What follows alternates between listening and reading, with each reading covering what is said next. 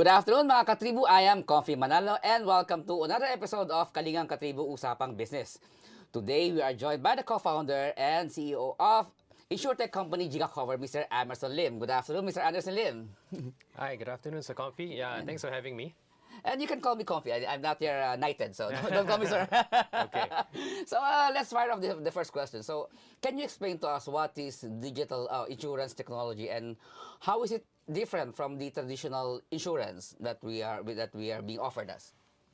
Yes, it's a very good question. So traditional insurance, I mean, this is a century-old industry, one of the earliest industries. And it's been so old that a lot of the processes are very manual, right? They are very human-driven. And this is because it started back in the days where farmers came together to build mutuals, and then that slowly became an insurance company.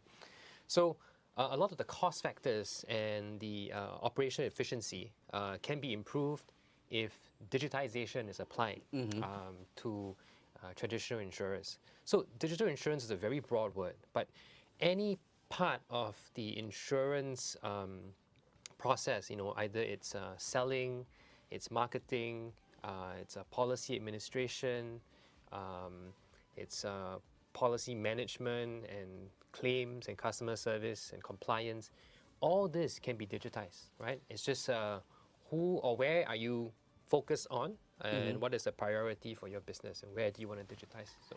You mentioned that the insurance industry has been here for so long, and the process has been very tedious done manually. And how does the application of technology or digital technology will improve the efficiency of the insurance sector? Yes. So the two key areas where it takes a lot of time, a lot of manual process, is the selling and the claims, right? So let's talk about selling first. I'm sure you've bought insurance from an agent before, right? They have a lot of regulation. They have to sit down with you, and there is a 10 or 15-page policy wording. They have to go through each line. Then they have to say that they have advised you correctly. They have to collect maybe your identity documents, your proof of address, maybe your income statements, right? So imagine all that being done remotely or being done by, let's say, a data extraction from a source of your personal information. It can be from the government, or it can be from your e-commerce account. It can be from your Gmail account, e-wallet even, right? So many people have collected this, right? Why can't digital integrations pull this data very quickly, right? So that you don't have to keep providing manual documents and scanning them and all that. So that's just selling. Claims, another big problem. So submitting a claim, same thing. You're going to have to submit, the accident report, photographs of the accident, receipts of what you paid for. Either it's damages to your car, or maybe a police report if there's a theft. And then somebody has to look at the document, extract, read your handwriting, transfer it into a system. If all that can be done digitally, right? If you are typing in the details, if you're taking photographs and submitting the photographs through WhatsApp, if you're emailing, the receipts, that will save like 90% of the time, right? So selling and claims, if this can be digitized, you will save a lot of time in the entire process. Let's go deeper into the sales part. You mentioned that the digitization will increase efficiency in the selling of insurance, particularly in the data gathering of clients. But say if you use or if you utilize data from third-party sources like from your e-wallet or Gmail account or your social media accounts, will there be an issue regarding data privacy? Well, I mean, I think the same privacy laws can be applied even if it's digital. You can control what you want to share with the insurtech. And the insurtech is also bound by the same privacy laws. It cannot share your information unless you have authorized it to. Okay. Yeah, so I think it can be prevented. So from the traditional insurance, from manual operation into digital technology, so what influenced the shift of the insurance industry into a technology-based sector? I would say there are two big reasons. The first is the emerging insurance buyer, right? You are talking about the younger generation who are very used to mobile apps, payments by their phone. So they want a new insurance experience. They want it just like how they interact with Spotify or Instagram. So to serve this market, you need to meet their consumer behavior, right? Then they will buy. Now the second part is of course cost, right? Every year insurance prices go up, right? Healthcare costs go up, repair costs go up. So insurers are fighting to see who can reduce their costs so that they can be more competitive by price. So using technology, if you can reduce your price just by 5%, you will be more competitive already in the market. So the new market, there have been very active users of the internet and the mobile gadgets, and the COVID-19 pandemic has accelerated the adoption of the digital lifestyle. And like you said, the digital insurance technology has to adopt to the changing behavior of the market, particularly the young market, and there's also the cost of and has the shift of market behavior towards digital lifestyle is also correlated to the shift of the kind of insurance that this new market are looking for, or new services or new products. Absolutely. So the new insurance buyers, the underserved, right? So you rightly pointed out, maybe the younger generation, the more tech-savvy generation, but there are also a lot of maybe people younger, whoever even started, experiencing, work, right? They're students or their families in the rural villages, and they also want protection. So what kind of protection they need has always been there. I think the ability to bring that price down to a very small amount, 10 pesos, or something like that, is then making it affordable. And the second part is how do we make it accessible, right? So they have to be able to buy it easily, and they're going to be simple products. I cannot have a 15-page document to read. 3 lines explaining your coverage, a button to buy, easy way to pay, right? So this is what the digital lifestyle wants, right? So InsurTech is trying to meet them where they want to buy their protection. So it's cost efficiency and accessibility, and there are existing insurtech in the Philippines that are offering new services or new products that were not traditionally available, like pet insurance, and then even gadget insurance. Yes. And yeah, it's very accessible. You can actually get covered. You can get coverage for your pets or your gadgets or anything that you put value can be accessed now through say an e-wallet.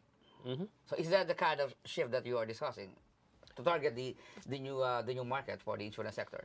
Yes, absolutely. So what you've talked about are examples of new products, but how do new products emerge? The first is that there is a discovery of a new need.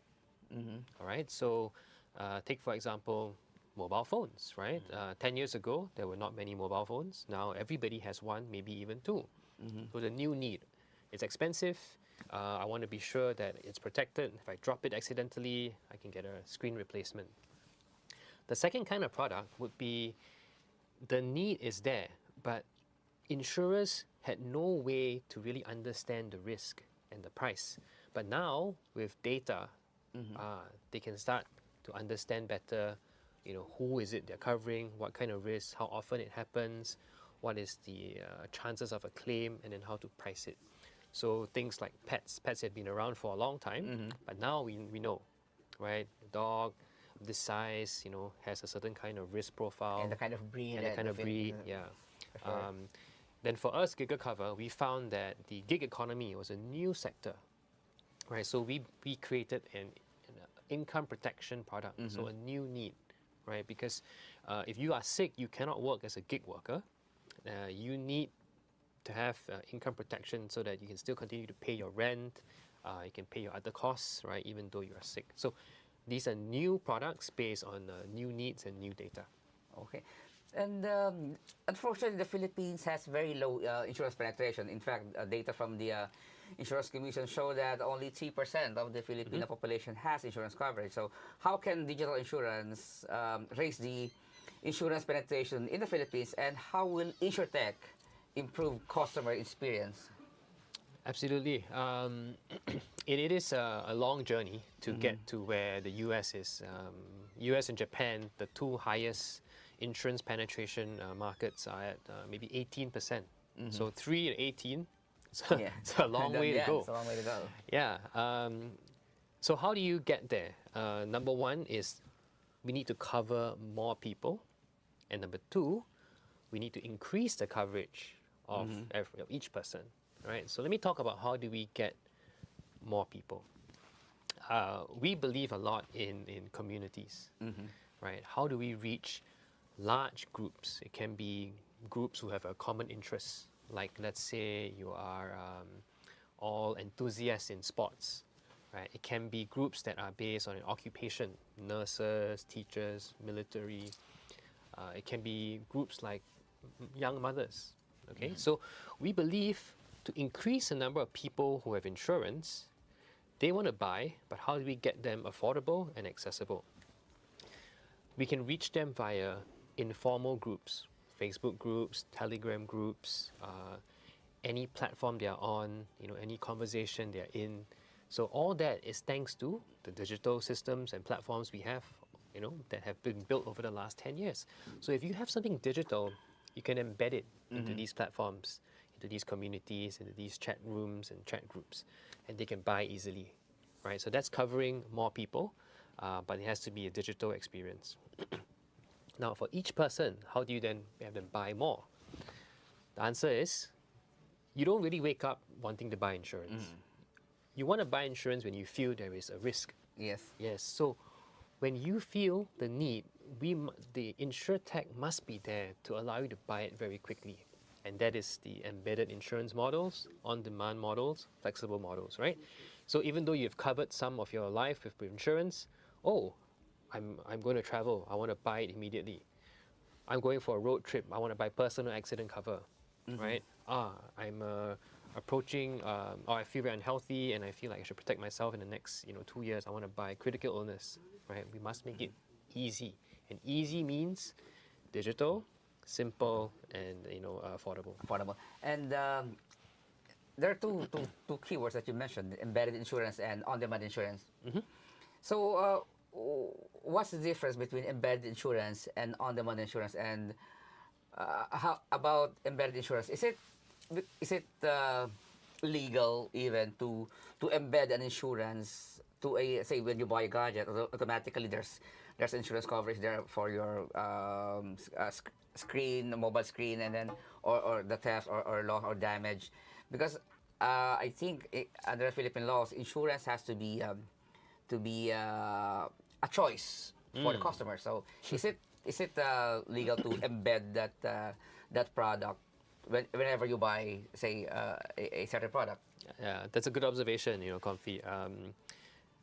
There was a time where it wasn't a choice, and I think those companies did get into trouble. But now they offer a choice in the form of an opt-out. So if you buy a phone, by default, maybe on Lazada or Shopee, there is an insurance already checked.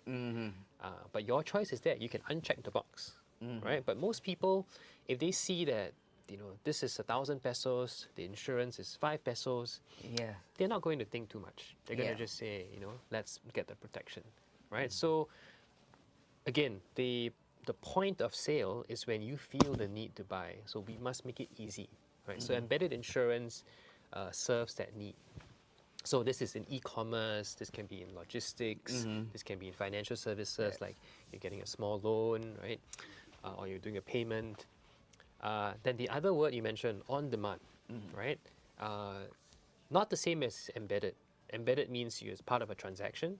On demand just means, I suddenly realize I need to buy, and I only want to buy for a certain amount of time or a certain amount of coverage, right? I don't want to spend time thinking about buying for a whole year or for my entire family. I just want a small amount. So on demand means where can you go immediately? Okay, open an app or WhatsApp a number and you can buy it quickly, right? So it's not really embedded, but it also means that it's fast, right? And it's very accessible. And of course, it also has to provide you or to allow you to insure or provide protection to anything that you put value. Yeah, Like, absolutely. say, let's talk about the studio. Say we put value on our set, so Yeah, we yeah. can. Is there a particular insurance product for just the set, or for just the lighting, or for just the say the our technology, our software? Yeah, I think anything that you can, yeah, as you said, put a value to, um, can be protected. So a set maybe can be protected by a fire insurance policy, right?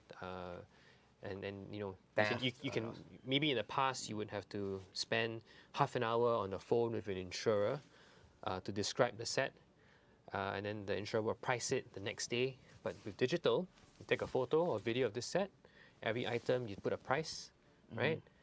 Send it to the system calculates everything, gives you a quote in 5 minutes, right? That is the difference between traditional and what is possible in insurtech. Technology. That's very exciting. That's very okay. Something to look forward to. Yes, Actually, it's yes. already happening. It's really It's already happening, but happening. we've It's got a already long there. way to Yeah. go, right? The many parties involved. There's, of course, the customer, there's the insurer, the technology platform, but also the regulator, right? They have to say this is acceptable. Say in the insurance in the insurtech sector.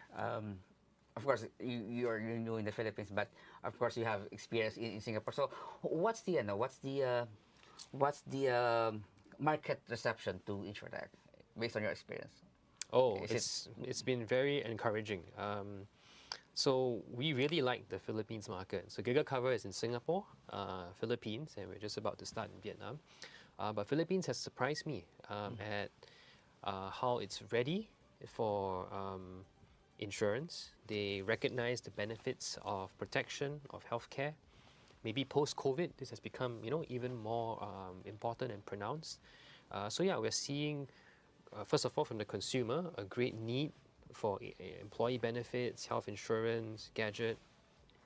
But then from the insurers that we partner with, right? So Gigacover is not an insurance company. We have to partner with somebody who's licensed.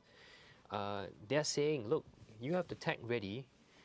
If we work together, it's faster than if I spend time building up the technology with a team that could take 6 to 12 months. So we're seeing interest coming to us and saying, if you have the tech and the customers, we want to help be your partner. so? We're talking of technology here. So, how do you leverage now technology to promote insurance and make it more customer driven? So the technology we built serves two general purposes, right? The first is when we partner or have tech-enabled clients, they may want a tech solution to be integrated, right? So the magic word here could be, APIs. They have APIs, we have APIs, we can connect our systems. Give you an example. We want to work with some buy now, pay later services. Yeah. So that every time there is a transaction, maybe there's also some incentive, like a small protection policy. Or if there's a small loan, we offer credit protection, small credit protection insurance. Yeah, it's impossible to do this manual and traditional because there's so many transactions happening. So you need that tech integration, right? So that's area number one. We partner with tech companies. Now, area number two is for a more traditional business. They want to give protection to their base, their user base, their workers, their customers. But the operations team, the HR team, doesn't want to do so much work, right? Because it could be quite a lot of effort. So our technology takes over this job for them, and so they can administer everything they need very easily through a simple dashboard or by uploading, like Excel sheets and files. So reducing the amount of work means that they are more open to taking on this project, right? So that's the second part of our technology.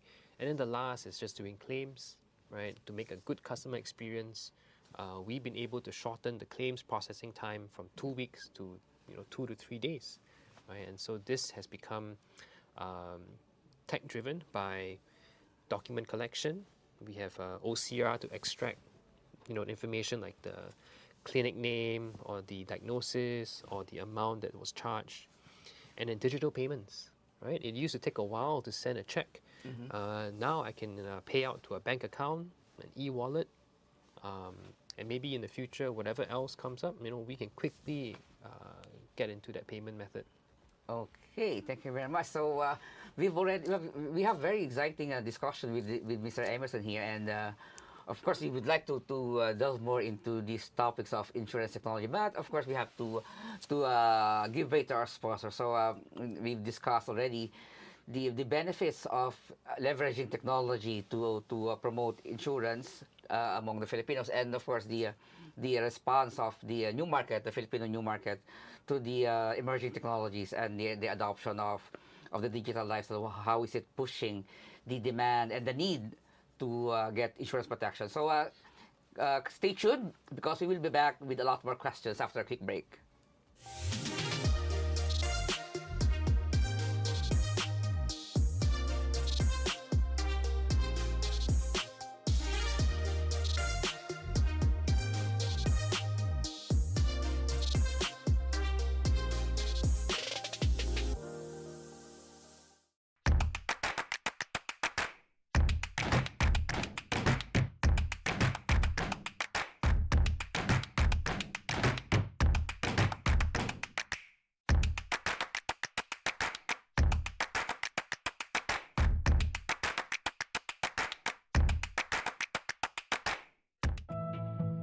Welcome ka dito sa SM. Come as you are. Mahilig ka man sa pabago-bago o sa paikot-ikot. Yung nag-a-adulting or parenting. Ikaw na kulot, white-haired, purple-haired, kayong magkaibigan na nagkaibigan. Buong barkada. Yung gusto mo, chill lang. Or gawin yung feel mo lang. We know you're changing. So we're changing with you. Come on in. We're all in. At SM, you're always welcome here.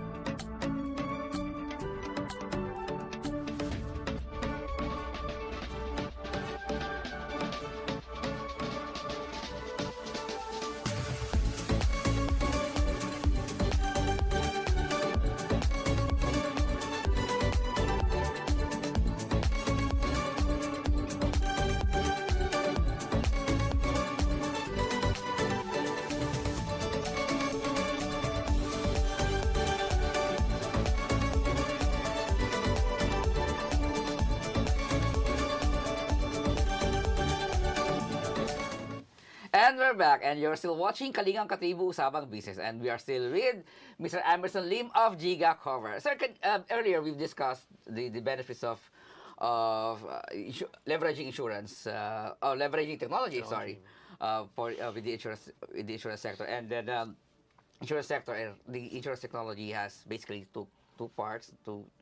there are, of course, the accessibility and cost efficiency.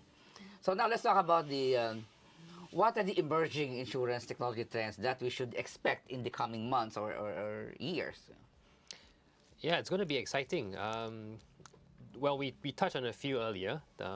Embedded insurance, on demand, um, micro, I think, is another trend Yeah. that we didn't chat about. So micro insurance is going to be more prevalent. Now, how did this happen? In the past, if insurance is sold by a person, for the person to spend the time, they will definitely want to sell something bigger Okay. because they get commissions, right? So the bigger they sell, the more commissions they get, then it's worth their time. But if it's all digital, then this amount can be reduced to a very, very small amount. That's micro. And that can be for a much smaller coverage or much smaller period of time. You can make the decision very easily, right? So micro insurance is another trend to watch out for. The third trend would be, I think, in cyber. There is a lot of more risk in the cyberspace, hacking of not just business accounts, but also personal accounts like identity theft. So cyber insurance is going to be trending upwards. And of course, we also hope to be part of that trend in the next few years. The last trend would be, now we see insurtechs that have only scratched the surface when it comes to new products. I think the trend will come when any risk, right, can be measured and can be underwritten in a very systematic way. And so that will open up new possibilities of insuring, almost anything outside of the norm. In Singapore, we have been seeing, pet insurance you mentioned, but mental health, right? How do you assess the risk of mental health? You needed a long time to come up with that data. And then the last trend I can talk about is prevention versus paying claims. So insurance has been in the business of protecting you, and then if you have a claim, we pay out. But what if insurance also tried to prevent the incident? What if it could tell, okay, you need to be healthier. Okay, this is a risky night because it's raining and it's very dark and very windy. Please don't drive.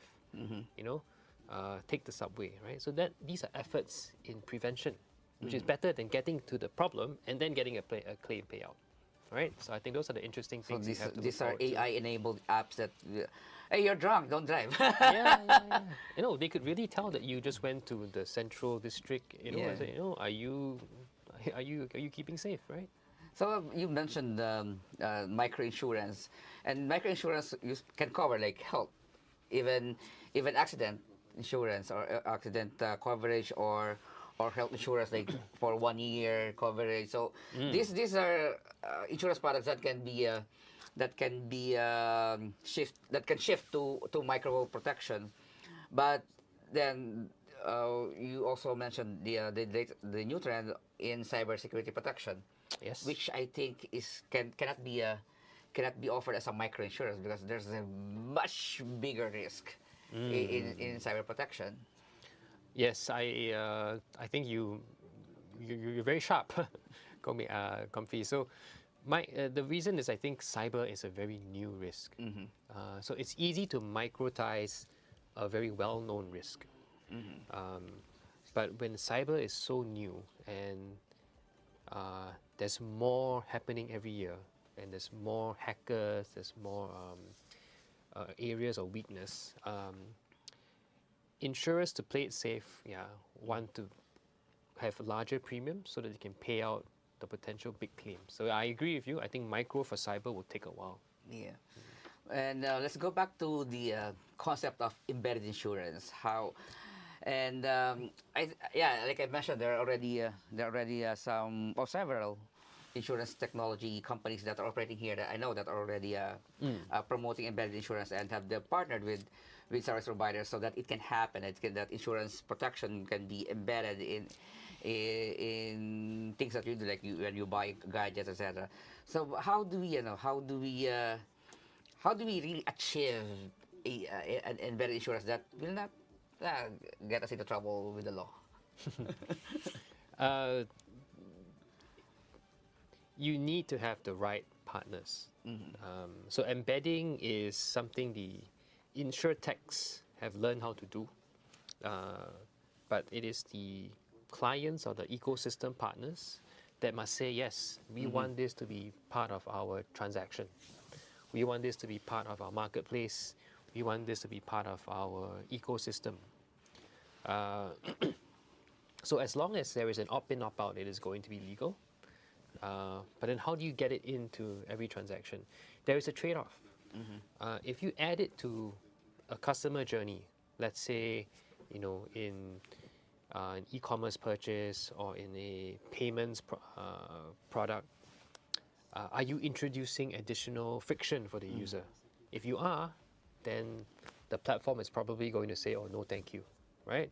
So how do we get it in and spend the resources on the technology and not affect the customer experience, or in fact improve the customer experience? Yes, that is the key, right? It has to be a win-win for everybody, including the customer and the experience, that it will really take off and have value. Okay, and insurance, in the area of insurance technology, AI is playing a big role in the transition from traditional to insurtech. So how is artificial intelligence or AI empowering the insurance sector to transform itself into into more technology based? Yeah. So AI is a field that is growing very fast, and its main job is to do what humans find difficult to do and do it very well and very quickly, right?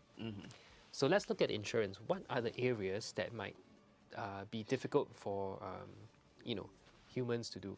So one is, of course, if you have a photograph and there's words and you're extracting the words out, it can be what the doctor said, it can be the accident report of a car. Humans can do this, but it may take a very long time and they may make mistakes. Right, so AI can help in that. So that may be part of, let's say, a claims process, or it also can be part of a sales process. Now, where else can AI help? I think it's in trying to figure out fraud. So humans can do this, but they take a lot of time because they need to think, right? What could potentially be going on here? But what AI can do is that they can just match. Oh, I've seen this before in the last 1,000 claims, this happened twice. And out of the 2 times, both were fraud. So I'm going to say this is 90% fraud, right? So this is helping the humans with jobs that were tricky and take a long time and doing a lot quickly. Now, can an AI ever approve or reject a claim? I think the right way to apply AI is not to completely displace the claims analyst or the salesperson, but to help them to be more efficient, right? So in my previous job, we were building software for salespeople, and the trick was that, you still need the human in the process because people want to deal with people. You don't want to deal with AI claims. Yeah, exactly. I But agree. if that person is 10 times more efficient, you'll be very happy because your answers will be very fast. Next day, turn around on whatever you're asking for, right? So that, I think, is how AI can transform. It must cooperate with the human process. Yeah, and I think one area that AI can be very useful is in the trend regarding prevention. Yeah, Oh, AI yes, can, yes. they can predict. They can. This AI can be a very powerful tool to predict or to forecast. Hey, you're drunk. Don't Yes, drive, yes, eh? yes. Or you're too tired already. You haven't slept for 24 hours, so you have to take care of your health, things like that. Or even, if you're looking at even more life-threatening scenarios, like can it help prevent, I don't know, diabetes Or heart attack. Yeah, heart attack. You know. Can monitor your heartbeat or your blood pressure. Yes. So a lot of it is where is the data to do this, right? So. The watch you're Yeah, wearing, there are- yes, yeah, there now was- they can collect your heart rate. Your heart rate. Yes. You know, that's and what- it can just one monitor your thing. heart rate and even your blood pressure, and so I think it can be integrated. These technologies can be integrated into insurance products. Yes, yes, absolutely. And also anything else in your life, you know, if you start looking at your bank statements and you see, you're always eating KFC. You're always probably- ordering this. You're know, always no- ordering fried chicken. Yes, then you know it's not good. It's not healthy for you. Whereas if they see that you're always buying fruits, you know, and acai and salads and all that, okay, maybe you know you're a better risk. I don't know, right? But there's a long way to go. These are Yeah. all the possibilities. Not for improvement and For integration improvement, into the insurance product. Anyways, well, we've covered another interesting segment, so we will take a short break, and when we return, we will be asking Mr. Emerson here more questions about the insurance technology. So stay tuned. Iba ng panahon, ang dami ng bago ngayon. Pati ang mundo natin, well, nagbago na rin. Buti ano bayan, bigger, better na. You can buy it sa centers, pati sa mga partners, may online pa at app. You can buy it with your fingers, still don't remittance and more. Online shopping, you can buy it all. Di magpadala, you can buy it all. Anumang pera transaction, you can buy it all. Sabayan ang pagbabago ng mundo for all your pera transactions, all new Bayan.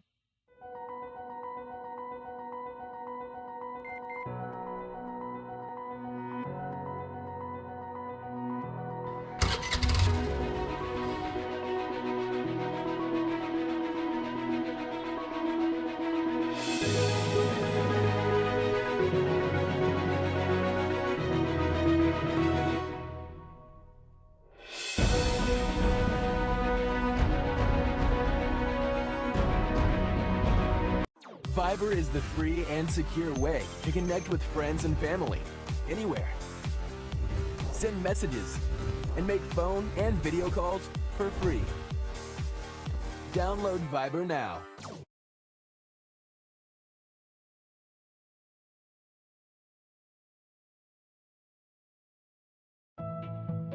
Welcome ka dito sa SM. Come as you are. Mahilig ka man sa pabago-bago o sa paikot-ikot. Yung nag-a-adulting or parenting. Ikaw na kulot, white-haired, purple-haired, kayong magkaibigan na nagkaibigan. Buong barkada. Yung gusto mo, chill lang. Or gawin yung feel mo lang. We know you're changing. So we're changing with you. Come on in. We're all in. At SM, you're always welcome here.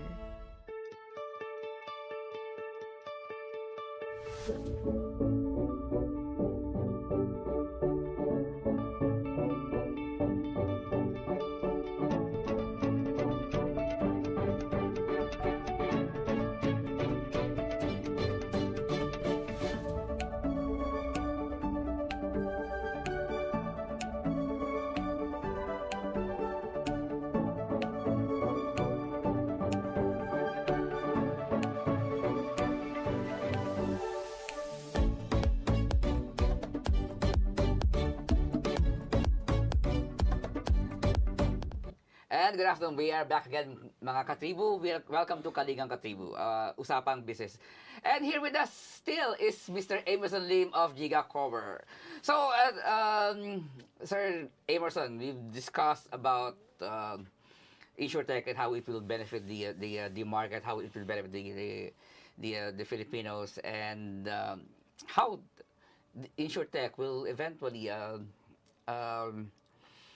allow or enable the fintech sector in the Philippines to grow further. So now we will shift our discussion to Gigacover. So we want to we want to learn more about your company. So tell us more about Gigacover and give us its brief history. Yeah, definitely happy to do that. So I'm one of the co-founders. So we started this business in 2017. And just to give you some background, both me and my co-founder are Singaporeans, were born and raised. And, we both had experiences with in insurance that were maybe not the most positive, right? I found it very difficult to make claims or to buy. And my co-founder, he felt he was tricked by one of his insurance agents into buying an unsuitable life policy. Yeah, so we were very keen on exploring this space in 2017. Now, the other big trend was the future of work. Right? We saw that because of the mobile phone and because of innovation, you had Uber, Grab, Gojek, all these platforms popping up. And then came the e-commerce, food delivery, right? So we looked at the two trends: future of work, people wanting to be independent, multiple revenue streams, and then their protection needs, right? So we decided, okay, let's do something in InsurTech that serves the future of work. And that was the starting point at Gigacover. So the first market we went after was ride-hailing drivers and their income protection need, right? Because they rent a car, it costs $60 to $80 a day, but if they're sick, they cannot drive and they lose money, right? So they need some protection so that if they're sick for a long time, they can get some payout and cover their rent, right? So we started that in Singapore in 2017. Of course, very quickly, 2 years later, the pandemic hit. We had to try to survive. We did. We're doing well now. And we launched in Philippines in 2021, May, right? So we've been here for a bit more than a year. And then next is probably Vietnam or Malaysia. So why did you choose to expand in the Philippines? What do you see in the Philippine market when the insurance penetration here is only 3% of the population? But exactly. That is why we chose the Philippines market, right? We wanted to raise the insurance penetration levels of our region. So what does Gigacover really do, right? We build insurance programs, digital insurance programs, and we use our technology and our understanding of the markets to partner with insurers, build these programs, and then sell them to the clients. The clients can use this for their own needs or expand it into their ecosystem, their customers or their vendors or their workers. Right, so why Philippines? I think the market in Philippines was very ripe for innovation. Now, what do I mean?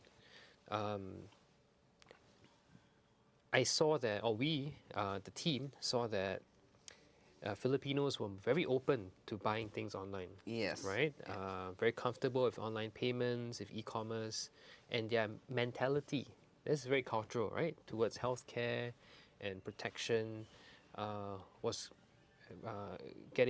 increasing, maybe thanks to COVID, maybe thanks to this awareness and education. And everybody was asking us, can we get more affordable HMO? Can we get individual HMO? All right, and then slowly we talked about other benefits. We saw that there is an interest. So compared to some other markets where insurance is really seen to be an